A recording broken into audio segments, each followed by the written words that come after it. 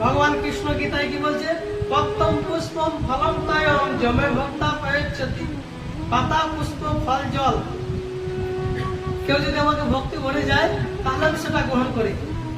এবার কারণ টাউনে বাড়ি, সে বলবে আমি তুলসী পাতা কোথায় বাবা, আমার তো সব বাঁধাবো, সব প্লাস্টার করে, আমার ঘরে পাতা নেই, বাহানা করবে।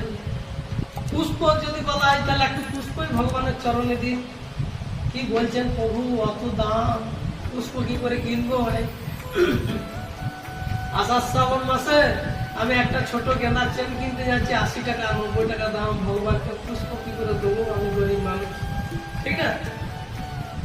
ফলম, ফল, ফল তো বলছেন ফল তো হাত দেওয়া যায় না, আগুন, ফল কি করে দেবো? ঠিক না? তাহলে জল দাও, জলও দিতে গেলে প্রভু আমার বাড়িতে সেরকম সিস্টেমই নেই, আমার ভগবানের বাসনও নেই, জল কিছু দেবো?